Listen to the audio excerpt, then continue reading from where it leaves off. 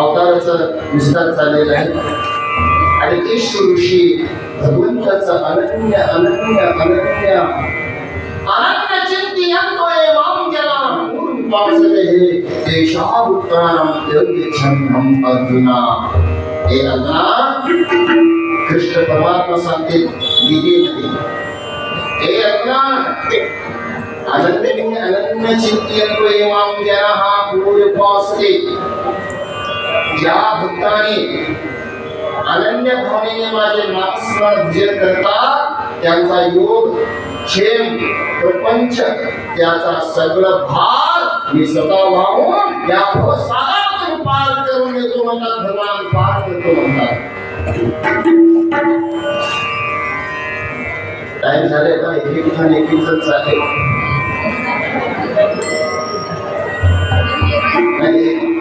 एक जण जातात लय चाललो, एक जण 4 लोकांना घेऊन जातात।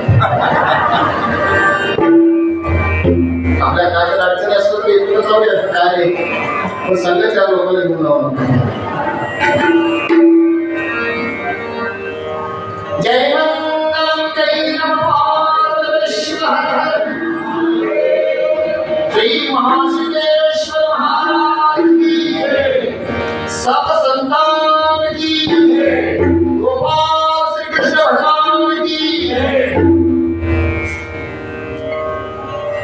हमारा तुम्हारा जीवन एक अगराडी है, हमारा तुम्हारा जीवन एक अगराडी है, आशा के रूल पर दौड़ती है, आशा के रूल पर दौड़ती है, निराशा में भूख छोड़ती है, सहानुभूति फैशन पर खेलती है, सहानुभूति फैशन पर खेलती है।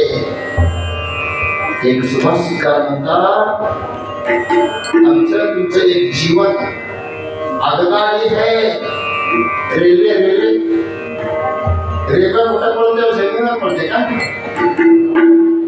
रुळावर पडते, रुळावर।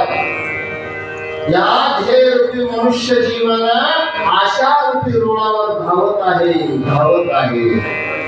मन मरे मानव मर गया मगर आशा पुष्टा कधी नाही मरे। माणसाचा जीवन हा आशावर आहे, आशा माणसावर आशा असावं नाही म्हणत नाही, माणूस हा आशावर जगतोय। आता कामाला जातो, नोकरी करतो, महिन्याचा पगार येतो, हे आशा आहे। शेतात ऊस लावतो, 10 महिने 11 महिने राब राबतो, खत घालतो, फॅक्टरीला गेल्यावर पैसे येतात म्हणून आशा आहे। आमच्याकडे या वर्षी एवढा पाऊस आलाय, एक सुद्धा पीक हाती लागत नाही। आमचा आशा काय झाली? निराशा झाली।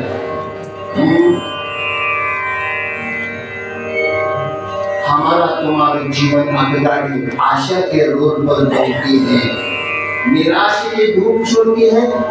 चांगलं झालं की आनंद, वाईट झालं की दुःख। प्रपंच दुःख सुख मिश्रित प्रपंच आहे। सुख काय कोणाला भेटत नाही। आलंय सुख म्हणल्यावर तू गेलीस काय तर हे पण निघत नाही घेऊन काय तो सुख देतोय आणि जाते सुख येतंय। हे प्रपंच आहे, सुख दुःख मिश्रित। म्हणून संतांनी सांगतात, सहानुभूती फैशन पर खेलती है। हे मनरूपी वासना, हे मन कुठं थांबतंय? तुम्ही कुठं पूजाला बसा थांबत नाही, कुठे तीर्थ क्षेत्राला जावा थांबत नाही। जमिनीला तीर्थयात्रेला जातात त्या दिवसातून 5 वेळा पिट्या काय ठरवलं बाबा? मम्मी काय ठरवले? जेवला का? Bye bye. ते तीर्थक्षेत्र करायचंय पद्धत। तिथं हे मन घराकडे धावत असते, माझ्या लेकरू कसं आहे, बायको कसं आहे। तीर्थक्षेत्र करता मन धावत नाही। तुम्ही पूजाला पण बसा होत, तुम्ही पूजा करत असाल मला माहित आहे, जपणी करत असाल तर मला एक ठिकाणी त्याला वडाळ काय म्हणते म्हणाल मरकट म्हणलं या मनाला थांबत नाही ठिकाणी. वायूला पकडून ठेवता येत नाही.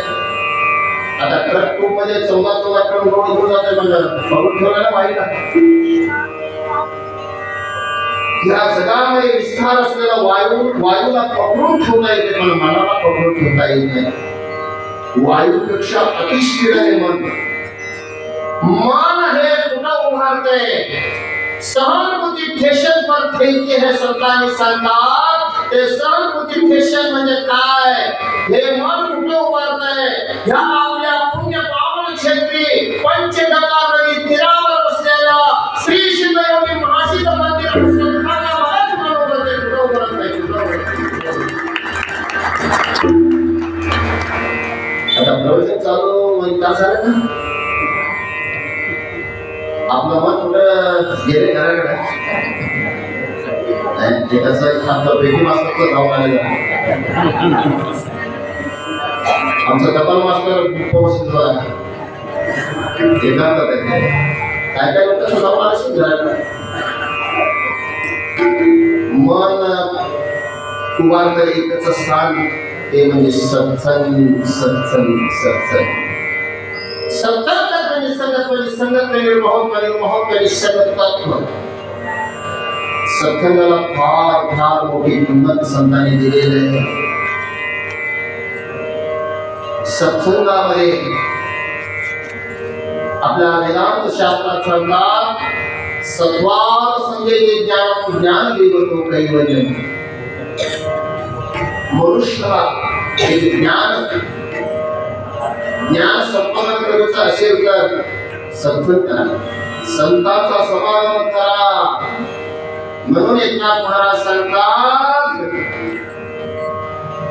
क्षणोक्षणी करा हाच विचार. कशाचा? आमचा डोक्यात विचार केला असतो पुढचं काय होतंय, लेकराचं कसं होतंय, सोन्याचं कसं होतंय.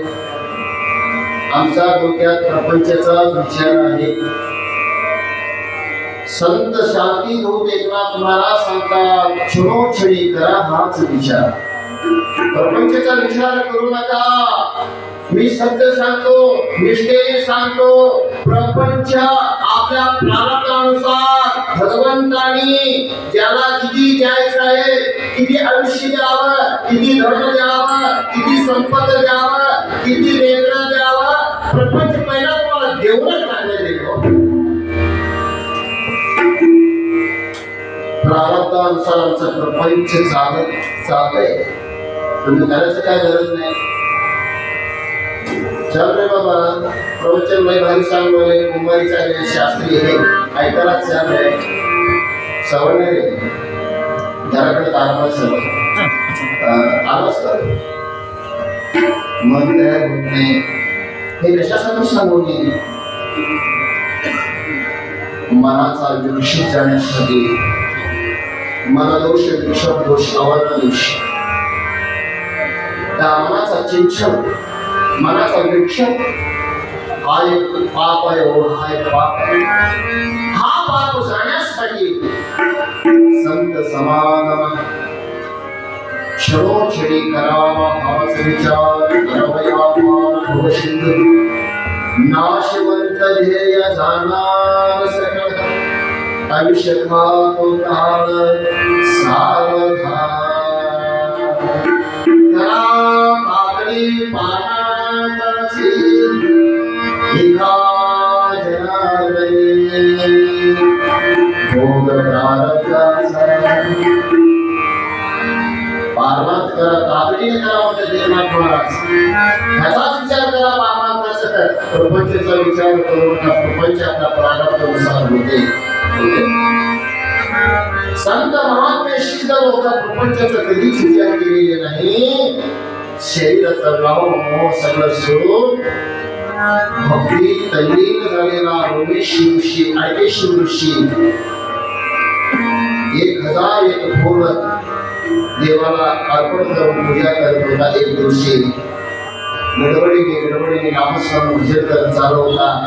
त्या टोपलीचा फूल घेऊन जात होता, टोपलीचा एक फूल खाली पडला, बघितलं नाही. तसंच धावत धावत चालला होता, त्या पडलेल्या फुलावर अडकेश्वर ऋषीचं पाय पडलं. पायाखाली फूल पडलं. मला लक्षात आलं, पायाला मुख आला तर फूल आहे. माझ्या देवाला माझ्या पायाखालचं फूल नको बाबा. तसंच रत्नागिरीची आसन महादेवाच्या मंदिरापाशी आला. 1000 फूल चढविला, धूप घातला, दुपाती घेतला. शंभ हर हर हर हर हर हर हर हर हर हर शंभो शिवा शिवा शिवा शिवा दुपाती करू लागला. तेव्हा महादेव काय झालं देवा, तुझा नेम चुकला नाही बाबा. आज तुझ्या पूजाचा फल प्राप्त होत नाही, तुझा नेम चुकलेला आहे. देवा काय झालंय? नाही मला दररोज 1001 फूल चढून पूजा करत होता, आज एक फूल कमी का आला, तुझा नेम चुकला, पूजाचा फल मिळणार नाही. देवा मी गडबडीत येत असताना माझ्या टोपलीत फूल पडले विसरून. मी ते घेऊन येत आलो असतो, पण माझं पाय पडल्यामुळे मी घेऊन आलो. देवा माफ कर मला. नाही म्हणा तुझा नेम चुकला. देवा त्या माझ्या पापिष्ट पायाने तुमचं पवित्र चरणावर बसणारा फूल तोडले, पाय तोडवले. मी पाय ठेवून येत नाही म्हणून अडकेश्वर ऋषीनं हे पापी पाय माझ्या धर्मवंताच्या डोक्यावर ठेवणार फूल तोडाले म्हणून पाय तोडून घेतला, पाय तोडून घेतला. देवा त्या माझ्या पापी पायाला तुमचं फूल तोडले म्हणून मी पाय तोडून टाकले. देवा महादेव म्हणला नाही बाबा, तुझं नेम काय आहे? 1001 फूल चढून पूजा करायची. मला रोजच्याप्रमाणे 1001 पुष्पाने माझं पूजा केला तर तो खरा भक्तिवंता, नाही तर नाही म्हणला.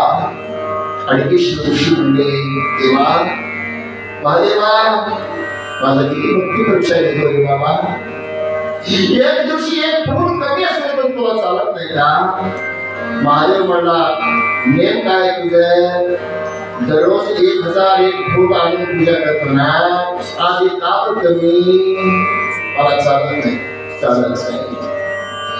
तेव्हा माझ्या भाविक भक्तांनो, अडकेश्वर ऋषी देवानी जेव्हा महादेवांचा शब्द ऐकला, मला रोजचा नेम चुकता कामा नाही. प्रत्येक दिवशी मला 1001 फुलांना पूजा केल्यानंतर पूजाचा फल मी देणारे नाही तर नाही म्हणावं. अडकेश्वर ऋषीने हातात घेतला, त्याचा चीर सेवन केला.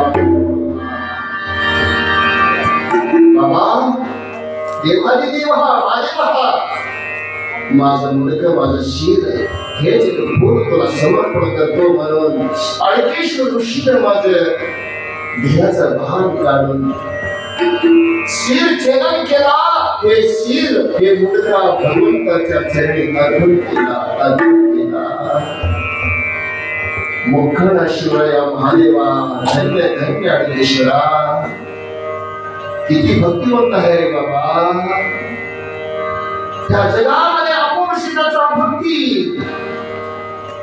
भक्तीचे वर्म जयाच्या हाती. एकनाथ महाराज सांगतात, भक्तीचे वर्म जयाच्या हाती, दया क्षमा शांती अष्टमांशिकी ओळख अधिकारी. भक्तीचे वर्म जयाच्या हाती,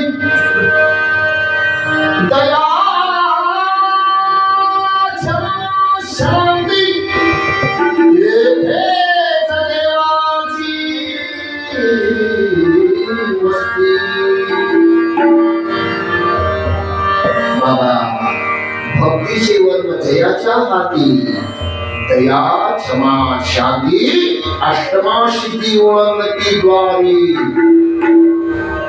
आमच्या अमोशिदाने भक्तीचं वर्म चुकवा देऊ नये, भक्तीमध्ये कमी पडू देणार नाही त्यांनी.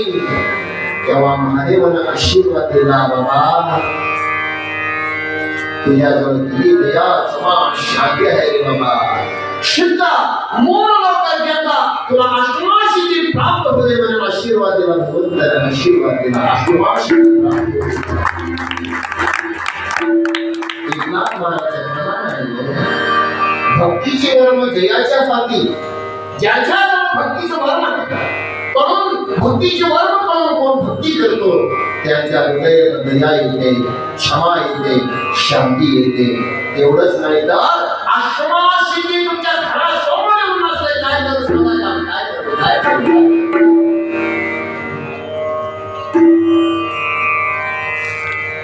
या वेळेला दिवाळी देव महादेव अमोक्षाचा अडकेश्वरीशी नामा तुझा भक्तीचा महिमा अपार आहे बाबा. भक्तीचं वर्म मला एक प्रपंच करायचं असेल तर वर्म पाहिजे. वर्म चुकला की प्रपंच होत नाही. आमच्या ताईने स्वयंपाक करतात वर्म चुकलं तर स्वयंपाक होत आहे का. आमच्या घरी जे शिकलेली मुलगी आहे डिग्री डिग्री डिग्री आजकाल मुली एक्सपर्ट शिक्षण या एक्सपर्ट मुलं आजकाल शिकला झाले. ग्रॅज्युएट होतात, पीएचडी करतात, उच्च पदावर नोकरी स्वीकारतात. मुली आज शिक्षणामध्ये पुढे आहेत. आमच्याकडे तर तुमच्याकडे कसं माहित आहे मला. आमच्या गावात एक शिकलेली मुलगी असते, नवरा शिक्षक होता. अगं मला रस्ता आणि मला पुरणपोळी द्यायचा होईल त्याच्यात काय आवडलं म्हणजे तिने शिकलेली शिकलेली मला एक नाही पुरणपोळी पुस्तकात दिलेले सगळं वाचून करते. मग त्या नवऱ्यानं हरभरा डाळ, गव्हाचं पीठ, तेल, दूध सगळं दिला. डाळ शिजवली, गव्हाचं पीठ तयार केली, पुरणपोळी तयार केली. पुस्तक वाचत होता. मग एका हातात कणिक धरली, एका हातात पुरण धरले. त्या कशात काय घालावं तिथं गेलं नव्हतं.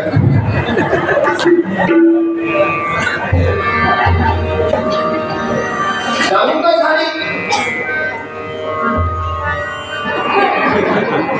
कशात काय हातावर पुढे होते तिथं गेलं नव्हतं. मग त्यांनी काय केले त्या पोटामध्ये कमी घातली. कोरोनाचं हे गेली त्याच्यात फळ घातली, पूर्ण केली, फळाने केली. वरून चुकलंय हो. भक्तीच्या वर्म जयाच्या हाती. दया क्षमा शांती अष्टमाशी ओळखण्याची बाई. पारवंत करायचं असतं तर वरून पाहिजे.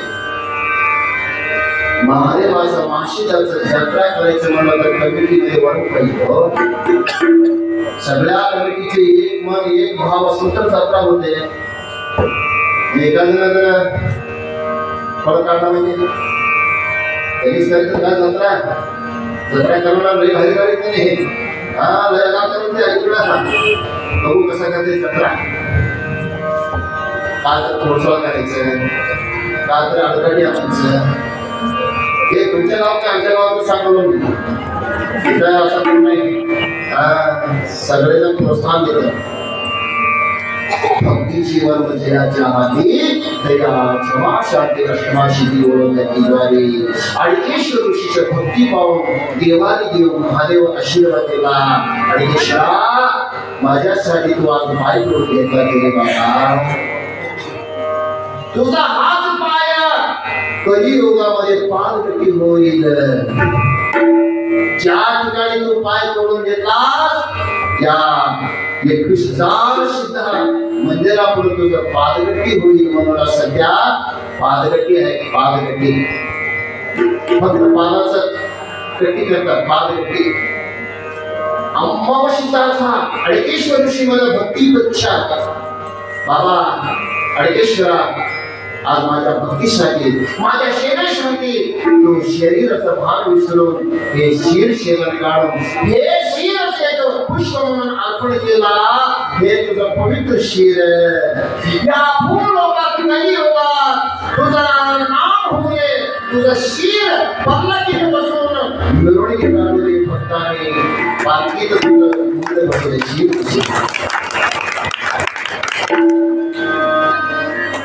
म्हणून आज पालखीत फक्त मुख असते, एवढंच असते पालखीत. देवाला शिर केलेलं आहे. तुझा मुख शिर माझ्यासाठी मला अर्पण केला, हे तुझं मुख श्रेष्ठ होऊ दे. पालखीत बसून तुझा भक्तांनी गौरव करणे. पायाचं पालघट्टी होईल, शिराचा मोठी होशील.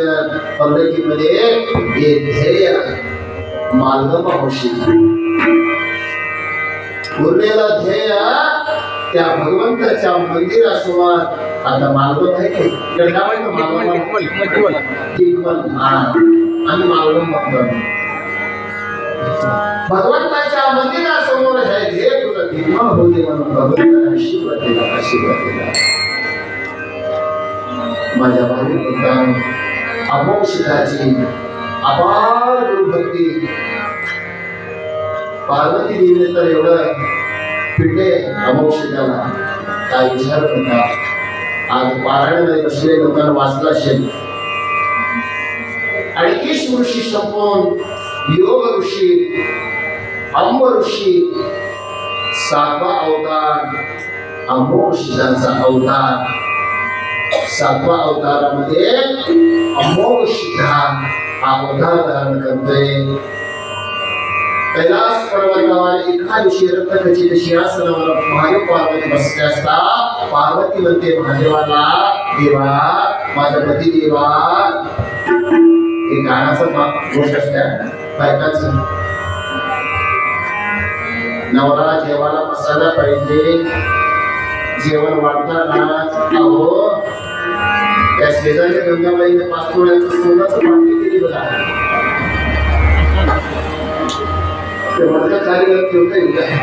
अहो ऐकलं का काय ना. हो ते गंगाबाईनं बघा तर हा एक नवीन निघालो चपट्या आहे का. चपट्या काय बोलायचं ना मला माहिती. ते सरस्वती बाईनं गळ्यात कसलं हात दिले मला गावात ते गावाचं शब्द बायकांचं. पार्वती म्हणले देवा महादेवा काय पार्वती हा जगात मीच श्रेष्ठ आहे. मी नसलं की झाडाचं पाला हलत नाही. मला शक्ती म्हणते. देवाने देव तू महादेव असला तर मी अर्धांगिनी आहे. तुझा वाहन नंदी आहे. गणपतीचं वाहन उंदीर आहे. समुद्राचं वाहन नवीन आहे. माझं वाहन काय माहितीये का तुला. मी वाघिणी आहे. वाघावर बसून येते.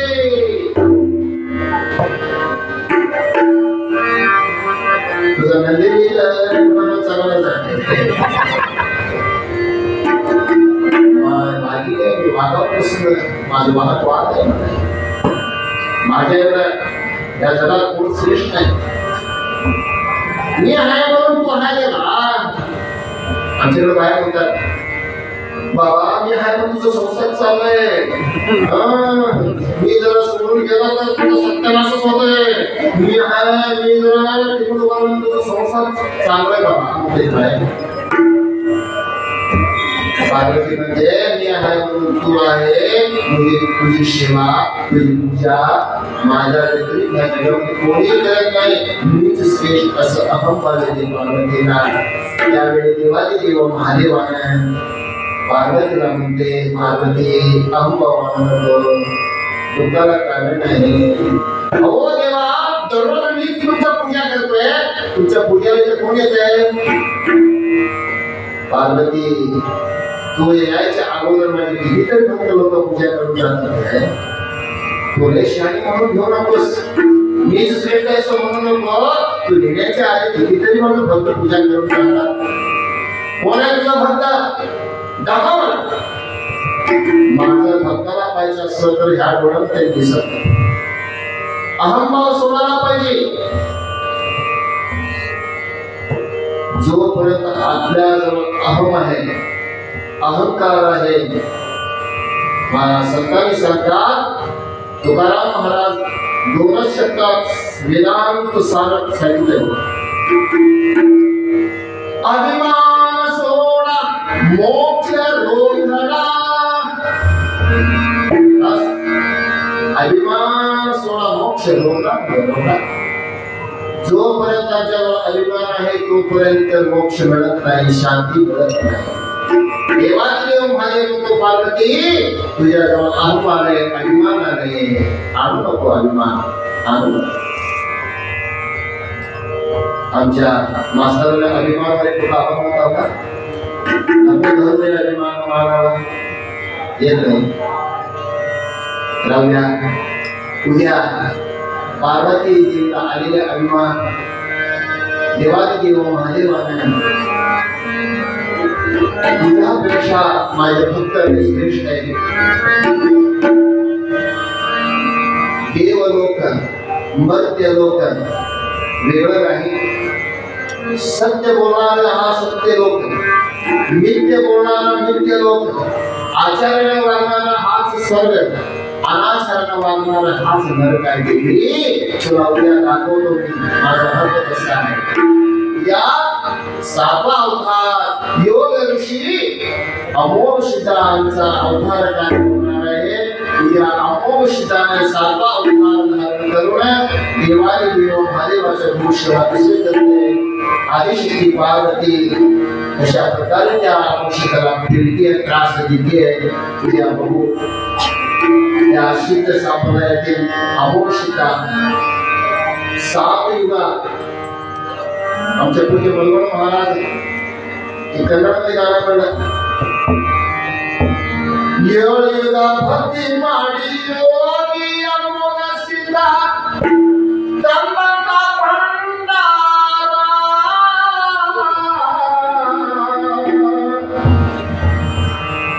नेमिल भक्त मुनियन तुरग निजवाद भंडारा. भंडारा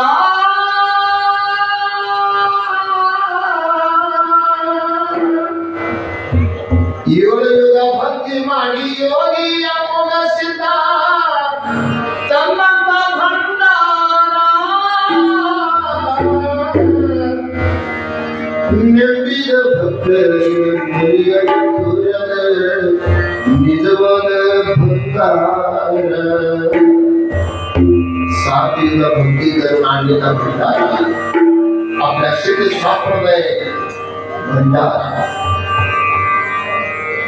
होमाचा कामळ, नेमाचा भक्त, भक्तीचा भंडार या 3 फार महत्वाचे आमच्या सिद्ध संप्रदायामध्ये. होमाचा कामळ म्हणजे काय, नेमाचा भक्त म्हणजे काय, हे भंडार म्हणजे काय, उद्या सांगतो तुम्हाला. सगळं अध्यात्म रहस्य आहे. भंडारा म्हणजे काय, कामळ म्हणजे काय, भक्त म्हणजे काय, त्या आपल्या सिद्ध संप्रदायातील अमोक्षिताने 7 युगा भक्ती करून आणलेला हा अमूल्य असं भंडार आहे. आमच्याकडे भंडारावर नाचले आमच्याकडे ते पूजा लोक भंडार असं लावते थोडं थोडं थोडं.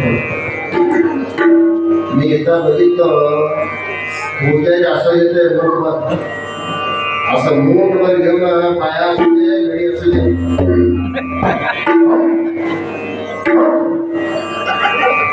अजिबात नाचत नाही. मग तुम्ही सगळं भंडार फार शक्ती आहे भंडारामध्ये. तुम्ही निष्ठावंत करतात. कपाळा कपाळाचं होता ना, पूर्ण तुम्ही भंडार लावता. तुमचं जीवन सूर्यासारखं माशिताने भरले. शिवयोगी अमोक्षिताने सगळ्या आपल्या भाविक भक्तांना सुख, शांती, आयुष्य, आरोग्य देऊ हेच ईश्वरचरणी प्रार्थना करू. आपल्या ह्या पहिल्या दिवसाच्या प्रवचनास मी महामंगल करतो.